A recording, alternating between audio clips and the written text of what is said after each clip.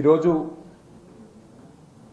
ఉదయం నుంచి ఇప్పటిదాకా లగచర్ల దాని చుట్టుపక్కల ఉండే 5 గ్రామాలు ఎక్కడైతే రేవంత్ రెడ్డి గారి నియంత్రిత్వ పోకడలు నిరసిస్తూ ఆ గ్రామాలకు సంబంధించిన గిరిజన దళిత బలహీన వర్గాల ఆడబిడ్డలు అన్నదమ్ములు ఢిల్లీకి వచ్చి మా నాయకురాలు సత్యవతి గారు, సబిత గారు, కోవ లక్ష్మి గారు, మాలోత్ కవిత గారు, హరిప్రియ గారు, తుల ఉమా గారు వీరందరి నేతృత్వంలో ఉదయం నుంచి మా సురేష్ రెడ్డి గారు, మా రాజ్యసభ సభ్యులు గాయత్రి రవి గారు, దామోదరరావు గారు, ఇంకా చాలామంది సీనియర్ నాయకులు ఆర్ఎస్ ప్రవీణ్ కుమార్ గారు, మాజీ director general of police doctor Shravan గారు, ఇంకా చాలామంది పెద్దలు వారందరి నేతృత్వంలో ఉదయం నుంచి అనిల్ జాదవ్ ఎమ్మెల్యే గారు అందరి నేతృత్వంలో కలుస్తూ ఉన్నారు.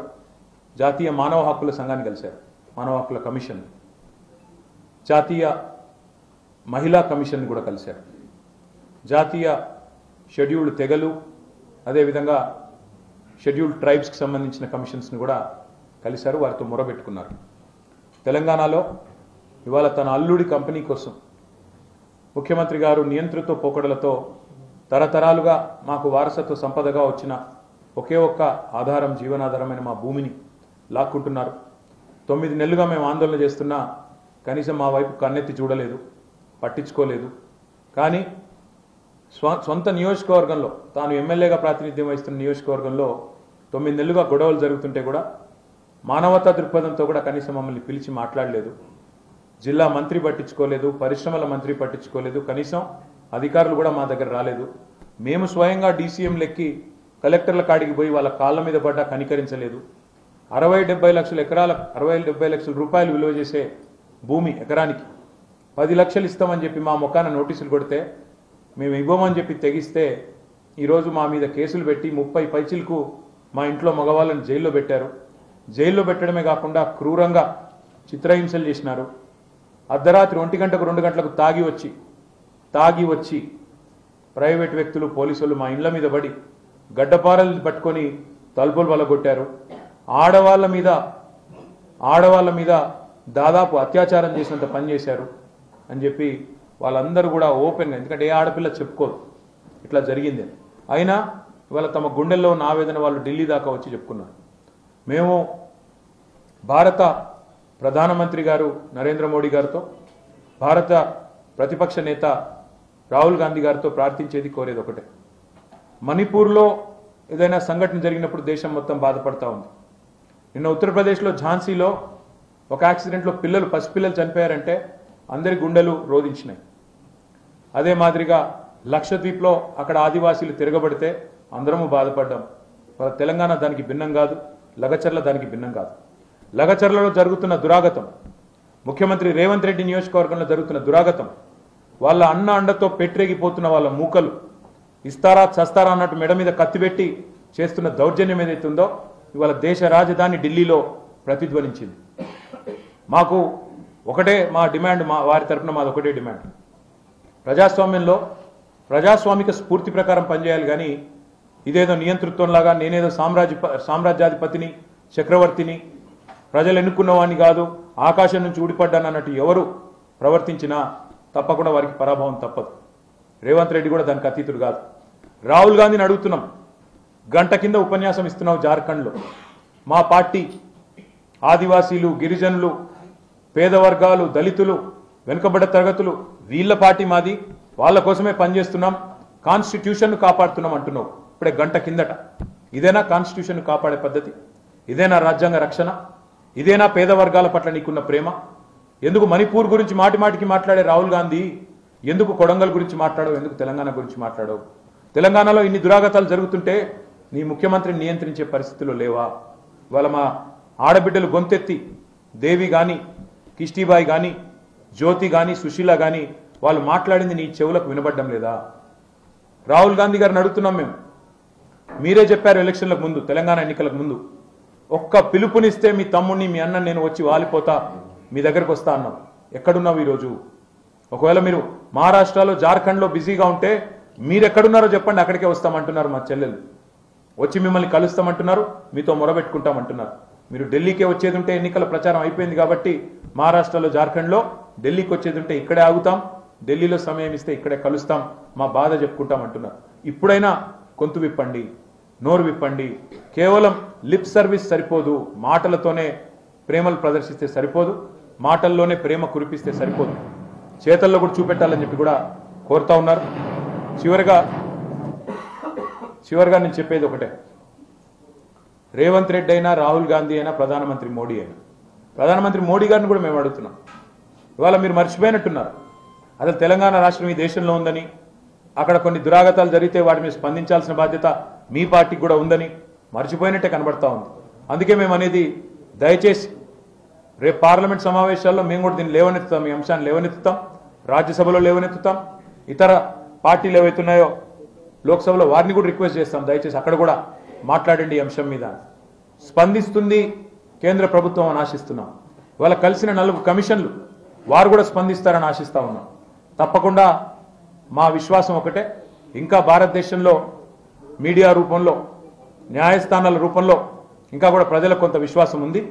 మీడియా ద్వారా, న్యాయస్థానాల ద్వారా తప్పకుండా మరి బాధితులకు, ఈ పేదవారికి న్యాయం లభించాలని, వారికి తప్పకుండా వారి గొంతు ఢిల్లీలో ఏదైతే ఈరోజు వినిపించారో దాన్ని తప్పకుండా మీరు కూడా పెద్ద పెద్ద నాయకులు, పెద్ద పెద్ద అధికారులు ఎవరైతే ఉన్నారో ఈ దేశాన్ని నడిపేవాళ్ళు వాళ్ళ ద్వారా తీసుకెళ్లాలని చెప్పి కూడా కోరుతూ, మరి వారి పక్షాన బీఆర్ఎస్ నాయకులు ఇవాళ చాలా మంది ఢిల్లీకి వచ్చారు, వారందరికీ ఉన్న ధన్యవాదాలు. అదేవిధంగా ఈ పోరాటంలో చివరి దాకా, అంటే వాళ్ళ కుటుంబ సభ్యులకు బెయిల్ వచ్చి జైలు నుంచి విడుదల అయ్యేదాకా, అదేవిధంగా ఈ పోరాటం ఒక అర్థవంతమైన ముగింపుకు వచ్చేదాకా మేము తప్పకుండా వారి వెంబడినే ఉంటాము. 100% ముమ్మాటికి. ఒక దగ్గర జరగట్లేదు ఈ పోరాటం, కొడంగల్లో, సంగారెడ్డి జిల్లా న్యాల్కల్లో కూడా జరుగుతూ ఉంది. ఇంకా 20 ఫార్మా విలేజ్లు ఎక్కడెక్కడైతే వీరు ప్రతిపాదిస్తున్నారో అక్కడక్కడ ఇప్పటికే గొడవలు జరుగుతూ ఉన్నాయి. నిన్నగాక మొన్న సబితక్క కాన్స్టిట్యున్సీలో అనవసరంగా వేస్తున్న ఒక 340 ఫీట్ల రేడియల్ రోడ్ మీద అక్కడ రైతులు తిరగబడ్డారు. RRR ఆ రైతులు అక్కడ భువనగిరిలో, ఆలేరులో, మునుగోడులో అక్కడ రైతులు ఆక్రోశిస్తున్నారు. వీళ్ళందరితో కూడా కూర్చొని మాట్లాడాల్సిన ప్రభుత్వం నిశ్చేష్టులై చూస్తూ ఉన్నది, నిష్క్రియాపరంగా ఉన్నది. తప్పకుండా వారు స్పందించాలి, ఇకనైనా ముందుకు రావాలని కోరుతాం. టీఆర్ఎస్ ప్రభుత్వ హయాంలో కానీ, ప్రత్యేకించి కేసీఆర్ కానీ, మీరు కానీ అభివృద్ధికి సంబంధించి పెట్టుబడుల విషయంలో పెద్ద ఎత్తున కృషి చేశారు, దాన్ని ఎవరు తప్పలేదు. అదే సందర్భంలో ఫార్మా సిటీ పేరుతో తెలంగాణ అభివృద్ధికి కూడా మీరు ఒక ప్రయత్నం చేశారు. అలాంటి మీరు ఇప్పుడు ఫార్మా విలేజ్ వచ్చేదాన్ని వ్యతిరేకించడం. ఫార్మా విలేజ్కి మేము వ్యతిరేకమని నేను చెప్పడం లేదు, మీరు ఒకటి జాగ్రత్తగా వినండి.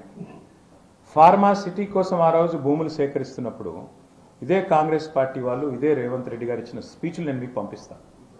వెంకటరెడ్డి గారు, ఈరోజు మంత్రిగా ఉన్న వెంకటరెడ్డి గారు, రేవంత్ రెడ్డి గారు, మల్రెడ్డి రంగారెడ్డి గారు, కోదండరెడ్డి గారు, ఒక్కరు కాదండి, బట్టి విక్రమార్క గారు, సీతక్క గారు, ఒక్కసారి కాదు పలుమార్లు కందుకూరులో, యాచారంలో విస్తృతంగా పర్యటించి ప్రజల్ని రెచ్చగొట్టి ఫార్మా అంటేనే కాలుష్యం, ఫార్మా అంటేనే విషం అని జనం మనసులో విషయం నింపిందే వారు. దానివల్ల ఏం జరిగింది ఈరోజు? సరే, మాకు 8 ఏళ్ళు పట్టింది ఫార్మా సిటీ కోసం ల్యాండ్ ఎక్వైర్ చేయడానికి.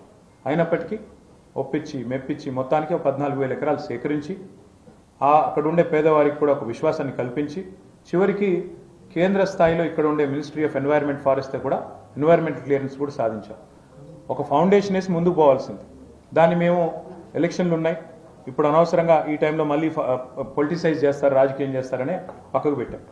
ఈరోజు అక్కడికి వచ్చి అదే 14,000 ఎకరాల్లో ఫ్యూచర్ సిటీ అని, AI సిటీ అని, ఇంకేదో పేర్లు పెట్టారు, 4th సిటీ అని రియల్ ఎస్టేట్ చేస్తున్నారు ఒకవైపు.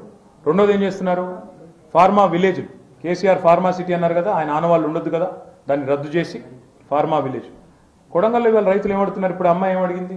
నువ్వే చెప్తావు కదా ఫార్మా అంటే విషయం అని, రేవంత్ రెడ్డి చెప్పినాడు కదా, మరి వాళ్ళు ఎమ్మెల్యే, ఆయన వచ్చి చెప్పాలి కదా, లేదమ్మా ఆ రోజు నేను తప్పు చెప్పాను, తప్పుడు కూతలు కూశాను, నేను రాజకీయం కోసం అబద్ధాలు చెప్పాను, ఈ రోజు నేను చెప్తున్నాను, ఈరోజు నేను చెప్పేది నిజం, నన్ను నమ్ము అని లగిచర్లకు వచ్చి మాట్లాడమనండి. ఎమ్మెల్యే కాదా? 9 నెలల నుంచి టైం లేదా? వచ్చి మాట్లాడమనండి. మేము అభివృద్ధికి వ్యతిరేకం కాదు, కానీ ప్రజల మీద దౌర్జన్యపూరితంగా, అంటే నువ్వు భూమి ఇవ్వకపోతే నేను తొక్కుతాం. ఎవడండి తిరుపతి రెడ్డి? అడ్రస్ లేని గొట్టంగాడు వచ్చి ఇది ఆగదు, ఫార్మా ఆగదు, నువ్వెవడివి చెప్పడానికి? నీకేం హక్కు ఉంది? ఇష్టారీతిన ఇవాళ ప్రజల మీద జులుం చేయడానికి ఎవరైనా, అది దానికి వ్యతిరేకంగా ఉన్నాం. ముఖ్యమంత్రి ఎందుకు పిలవట్లేదు? ముఖ్యమంత్రి వాళ్ళ ఆయన కాన్స్టిట్యున్సీ రగిలిపోతుంటే, రోమ్ నగరం తగలబడుతుంటే ఆయన ఎవరో ఫిడేల్ వాయించినట్టు ఈయన మహారాష్ట్రలో ప్రచారం చేస్తాడా? ఆయనకి కనీసం కాన్షియస్నెస్ లేదా? హృదయం లేదా? అది మేము అడిగేది. ఎందుకు ఇప్పుడు మల్లన్న సాగర్లో మీకు గుర్తు చేసుకోండి, మేము భూసేకరణ చేస్తుంటే ముత్యం రెడ్డి గారు అని ఒక ఆర్డీఓ మీద అక్కడ ప్రజలు కోపంలో పోయి ఆయన మీద పెట్రోల్ పోశారు, కానీ మేము కేసు పెట్టలేదు. ఎందుకంటే ఆవేశాలకు లోనవుతారు ప్రజలు. ప్రాజెక్ట్ యొక్క విలువ వారికి ఎక్స్ప్లెయిన్ చేసి, ఇవాళ ఇదే ముఖ్యమంత్రి కదా కాళేశ్వరం కొట్టుకుపోయింది అన్నాడు, మళ్ళీ అదే మల్లన్న సాగర్ నుంచి నీళ్ళు తెచ్చుకుంటున్నాడు. అందుకే నేను చెప్పేది ఏమంటే, ఏదైనా ప్రాజెక్ట్ నిజంగా జాతి ప్రయోజనాలకు సంబంధించి విస్తృత ప్రయోజనాలకు సంబంధించిన ప్రాజెక్ట్ వస్తే ప్రజలను ఒప్పించి మెప్పించి వారి మనసు గెలిచి చివరి తెచ్చుకోవాలి. అదే మల్లన్న సాగర్ ముంపు గ్రామాల్లో మొన్న మా హరీష్ రావు గారు ఆనాడు ఇరిగేషన్ మినిస్టర్గా ఒకసారి కాదు 100 సార్లు వాళ్ళతో మాట్లాడారు. కాబట్టి మొన్న అదే మల్లన్న సాగర్ ముంపు గ్రామాల్లో మాకు మెజారిటీ వచ్చింది మొన్న శాసనసభ ఎన్నికలు. ఎందుకు? మేము ప్రజల మనసు గెలుచుకున్నాం కాబట్టి. అది తరీకా. ఇదేం పద్ధతి? ఇంటికి పోయి అర్ధరాత్రి ఇండ్ల మీద పడి తలుపులు పగలగొట్టి వాళ్ళను ఆడవాళ్ళని చూడకుండా ఇష్టం వచ్చినట్టు వ్యవహారం చేసి తాగిపోయి, ఇది ఎక్కడ పద్ధతి? ఇది రాజ్యాంగబద్ధమనా? ఇది న్యాయమా? ఇదే మరి ఒక రాజకీయ నాయకుడు ఇంటి మీదకి పోతే ఇట్లాగే ఊరుకుంటారా? ఈ రోజు రేవంత్ రెడ్డి మొత్తుకుంటా ఉంటాడు కదా, నన్ను 3 గంటలకు వచ్చి అరెస్ట్ చేశారు అంటే, నీకు జరిగితే ఒకటి, వాళ్ళ మా ఆడబిడ్డలకు జరిగితే తప్పు ఇంకోట పద్ధతేనా? అది మా అభ్యంతరం.